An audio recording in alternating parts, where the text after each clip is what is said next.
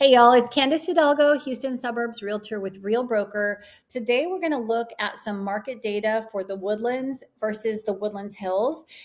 These are two suburbs north of Houston that I get tons of questions on from people that are following the channel. And the Woodlands and the Woodlands Hills, you may have seen one of my other videos, but in a nutshell, there are two different suburbs developments from the same developer, Howard Hughes Corporation. They're wooded, great parks and amenities, beautiful places to live, both of them. The Woodlands, however, was established in the late 70s, early 80s, and has been completely built out, save for some custom high-end home options. But primarily everything there is already built out, and you're going to find older homes, but very well established neighborhoods. And the Woodlands Hills is primarily a new construction neighborhood. So while you do see some resales pop up there from time to time, the oldest thing you're going to find really in the Woodlands Hills is from 2019. And the resales are kind of few and far between, but there's tons of new construction to choose from. So as far as markets go, they're very different, even though they're only 15 minutes apart from each other. The Woodlands is south closer to Houston, and just go up a little bit north, 15 minutes north, you're going to see the Woodlands Hills. The Woodlands Hills is closer to Lake Conroe and up closer to Dallas if you're going to take the 45 all the way up there. But let's take a look at the two when it comes to market data, because like I said, they are very different. Because the Woodlands is already built out, there's less supply there. So there's just not enough supply to meet the demand of folks relocating to the area. The Woodlands is a very highly desirable place to live, as is the Woodlands Hills, but the Woodlands Hills has so much new construction that there's a lot of supply to meet that demand. So price-wise, you're going to typically, in general, get a better deal in the Woodlands Hills because there's just a lot more to supply. And economics 101, supply and demand. But then you're also going to see homes sell really quickly in the Woodlands versus the Woodlands Hills. And so for those same reasons, same market dynamics for that. But let's take a look.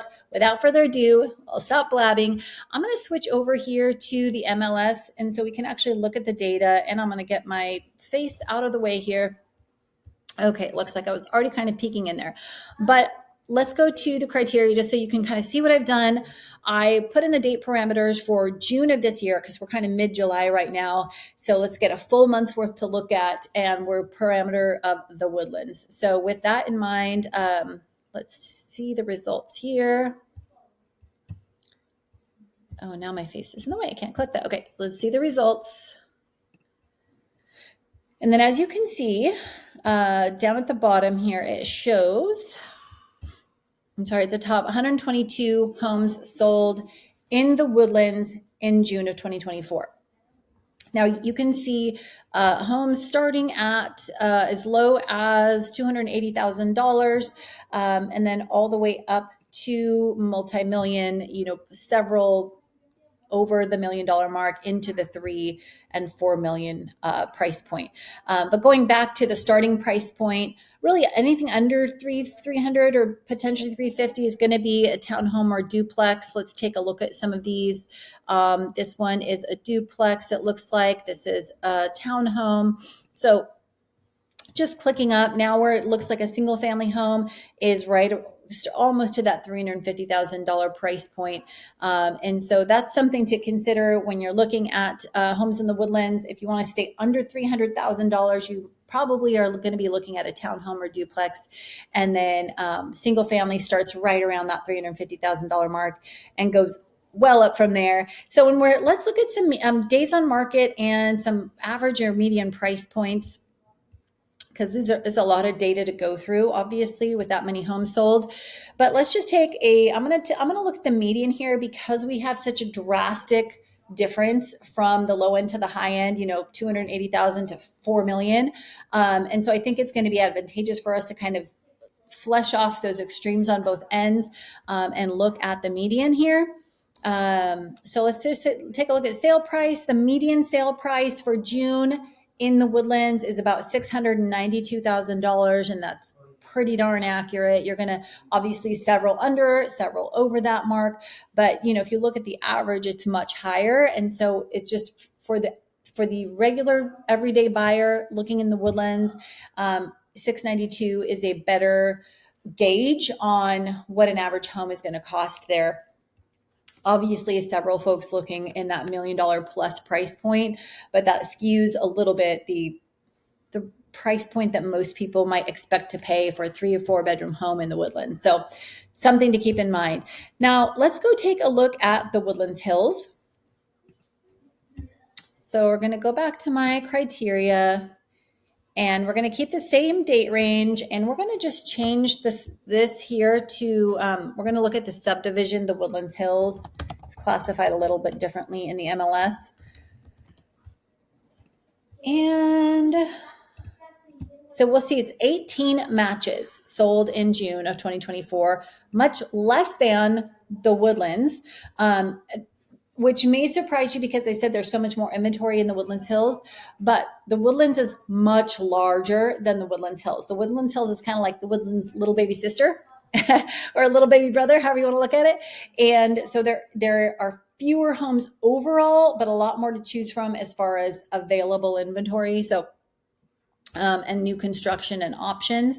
So let's take a look at home prices and sold home prices. So starting point on a home price here in the Woodlands Hills is actually a smidge higher than in the Woodlands.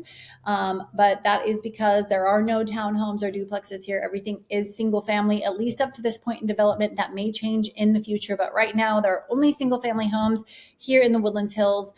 So entry price point in June was $314,000, and let's take a look at the highest price with $810,000. So that's the highest sold price, and yeah, that's pretty typical. Low 300s to 800 plus. This one went on the market this month for north of 900, but it has tons of upgrades and such. It's a resale. So, but between like 3 and 800 is a good range.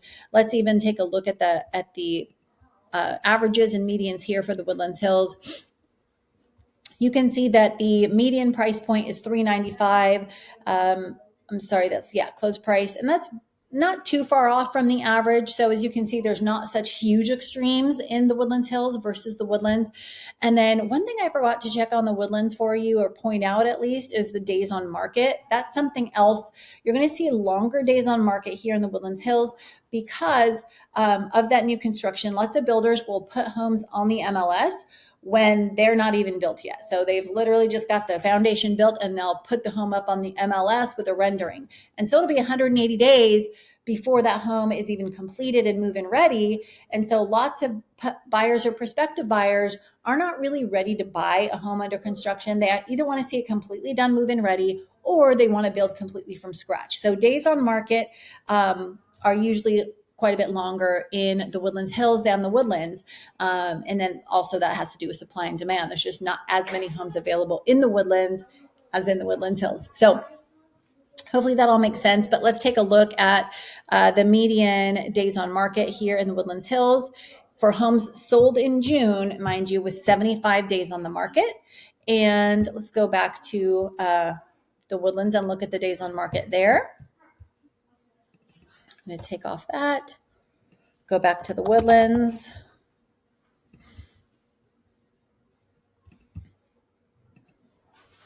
And let's go back to our averages. Okay, so median day on market was 6 days. 6 days. So what does this all mean for you if you are thinking about buying or selling in the Woodlands or the Woodlands Hills?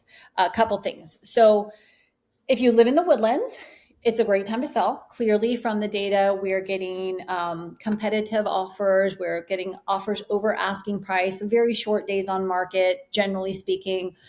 So your home will likely sell very quickly as long as it's priced correctly and marketed properly, obviously. And so that could be great news for you if you are looking to move to the Woodlands Hills. You are looking to get a newer home in a newer community with, newer, nicer amenities and such.